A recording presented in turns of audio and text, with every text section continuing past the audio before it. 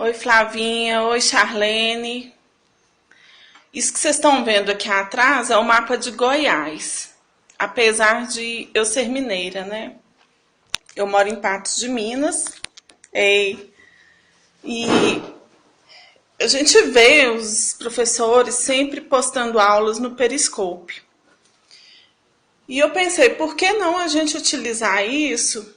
Ei, Bianca, por que não a gente utilizar o Periscope para fazer uma espécie de grupo de estudos? Porque serão pessoas do mesmo nível, com as mesmas dúvidas que eu. Pessoas como eu, não somos doutores, não somos pessoas com estudo específico naquela área, né?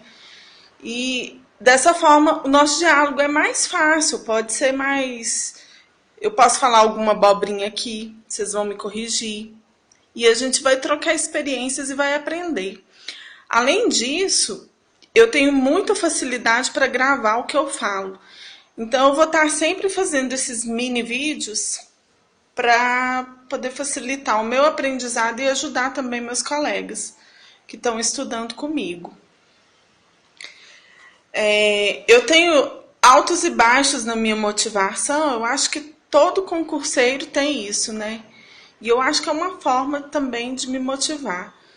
E um assunto que vem me preocupando muito desde que começou a surgir aí na mídia a questão do impeachment, eu falei, gente, esse negócio vai despencar em prova. Então tem que saber. E eu fui estudar esse negócio e não é tão difícil assim, gente. Não é tão difícil assim. Ele é menos complicado do que parece. Eles pintam um bicho muito mais feio do que ele é. E na verdade ele é um processo simples, ele é um processo fácil. Bom, o presidente da República, ele tem dois tipos de responsabilidade. E é isso que a gente precisa ter em mente a uma primeira visão. Que é o crime comum, que a gente chama de crime de infração penal comum, e o crime de responsabilidade, que a gente chama de crime de infração político-administrativa. Essa é a primeira distinção que a gente precisa ter em mente. Quem que julga o crime comum? Quem tem competência para julgar o crime comum é o STF, é o artigo 102, inciso 1, a linha B da Constituição Federal. É o STF quem julga o crime comum do presidente da República. O crime de responsabilidade é de competência para julgamento do Senado Federal. É o artigo 52, inciso 1 da nossa Constituição, que determina que a competência para julgamento desse crime é do Senado Federal. Entretanto, o presidente ele só pode ser processado se antes tiver autorização de 2/3 da Câmara. Essa autorização ela está prevista no artigo 51, inciso 1. Ele se chama juízo de admissibilidade prévia. Esse juízo de autorização da Câmara, ele é um juízo meramente político. Ele não é um juízo de mérito, ele não é um juízo jurídico. Ele é um juízo meramente político. Se o crime for de responsabilidade e a Câmara autorizar o processamento desse crime, o Senado fica vinculado a essa decisão da Câmara. Ou seja, o Senado é obrigado a apreciar esse pedido de impeachment, no caso, que é crime de responsabilidade. Agora, se essa autorização da Câmara se der para processar o presidente por crime comum, o STF não fica vinculado a essa decisão da Câmara. Então, o que acontece? Tem o crime comum, tem o crime de responsabilidade. O crime comum é de competência do STF e o crime de responsabilidade é de competência do Senado para julgamento. Entretanto, os dois, antes de se iniciar o processo, devem passar pela autorização de 2/3 da Câmara. A Câmara faz esse juízo de admissibilidade prévia. Esse juízo é chamado de juízo político. E se for crime de responsabilidade, o Senado fica vinculado a essa decisão da Câmara. Se for crime comum, o STF não fica vinculado à decisão da Câmara. Só após o Senado admitir a instauração do processo, ou só após o STF receber a denúncia ou a queixa-crime contra o presidente da República, é que vai ocorrer a suspensão do mandato do presidente. Antes de o STF instaurar o processo, antes de o STF receber a denúncia ou a queixa-crime, ou o Senado instaurar o processo, não há suspensão do mandato. É o que ocorreu hoje, né? Hoje amanheceu o Senado admitindo a instauração do processo para apuração de crime de responsabilidade contra a Dilma. Logo em seguida ela foi notificada dessa decisão e a partir daí começou a ocorrer a suspensão do mandato dela por 180 dias. Dentro desses 180 dias, o processo deve chegar à sua decisão final. Caso contrário, ela retoma o mandato. E o presidente, ele pode ser preso no caso de cometimento de crime comum? O artigo 86, parágrafo 3º da Constituição, prevê uma imunidade ao presidente. Ele não pode ser preso por cometimento de crime comum enquanto não sobrevier a sentença penal condenatória prolatada pelo STF.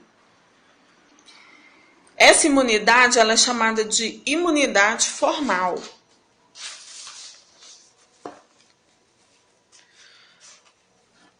Um pouco mais adiante, caso o processo chegando ao fim, se o STF concluir pela condenação do presidente da República, a pena a ser aplicada ao crime comum ao presidente é apenas a pena prevista para o tipo em abstrato.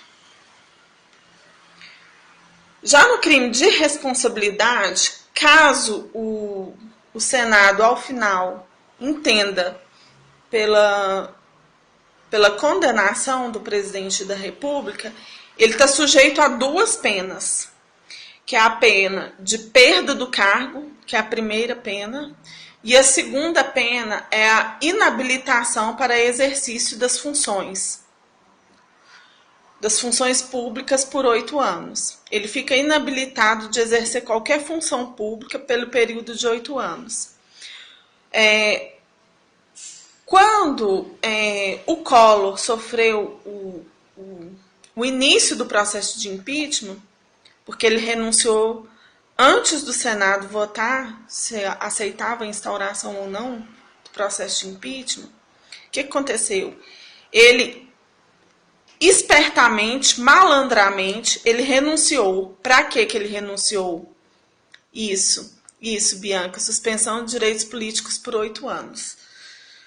Para que o Collor renunciou? Para ele não sofrer essa inabilitação das funções públicas por 8 anos.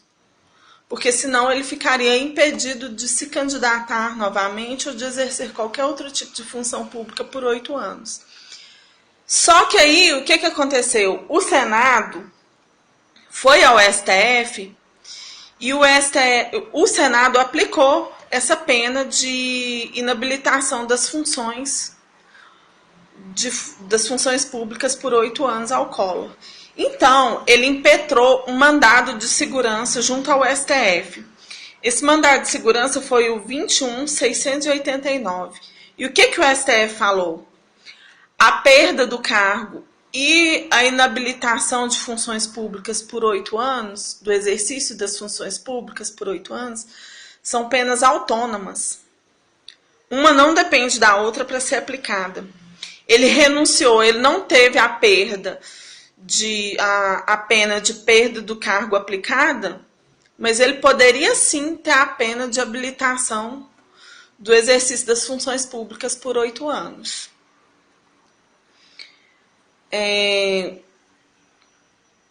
Ainda tem uma questão sobre a responsabilidade do presidente da República, que é a seguinte: ele só pode ser processado durante a vigência do mandato sobre crimes relativos às funções dele, sobre crimes comuns.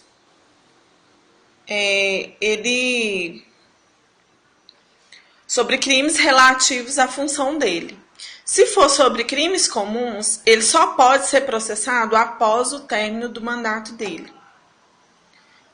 Isso não é uma cláusula de impunidade, porque esse crime comum que o presidente cometer no exercício do mandato, ele tem a prescrição suspensa até o fim do mandato dele. Eu falei alguma abobrinha, alguém quer me corrigir, quer me ajudar? Porque, como eu disse, a minha intenção é de fazer um grupo de estudos, para a gente poder trocar ideia, para a gente poder aprender junto. Como eu disse, as minhas dúvidas são as dúvidas de vocês. Certamente, o que eu tenho dificuldade é o que vocês têm dificuldade também, né? Eu vou sempre estar gravando esses videozinhos curtos, pequenos. Mesmo que não tenha ninguém online, ninguém esteja assistindo, eu vou gravar porque eu acho que facilita. Depois, se alguém quiser, pode assistir posteriormente. Essa foi a minha primeira transmissão. Eu sou um pouco impaciente, mas um pouco nervosa, mas eu tenho um pouco de facilidade para falar em público. Apesar de eu estar um pouco ansiosa, um pouco nervosa, eu tenho essa facilidade para falar em público. E eu estou fazendo isso de forma mais breve porque eu estou inscrita, né, no concurso para Pernambuco, eu estou aqui mergulhada nos livros. Eu e a Charlene, nós estamos chutando balde, partindo para os cadernos e para a lei seca, porque não dá tempo, é muita matéria, né? O examinador surtou e resolveu cobrar um monte de disciplinas que não eram cobradas normalmente nos concursos de delegados. Eu agradeço muito a audiência de vocês, a ajuda de vocês, o apoio, e eu espero que logo em breve a gente possa gravar novos vídeos, que todos tenham dúvida. Vocês me sugiram temas para a gente poder gravar. Eu espero que não tenham ficado dúvidas. Vamos juntas, Charlene, vamos juntas. O meu objetivo é esse aqui, ó, Goiás. O mapa tá aqui na minha sala, não é à toa. Todo dia quando eu sento aqui para estudar, eu olho para o mapa de Goiás. Esse é meu objetivo. Então, um beijo, até a próxima, fiquem com Deus. Muito obrigada, Charlene, Bianca, a Flávia, que estiveram aí comigo. E até a próxima. Um beijo.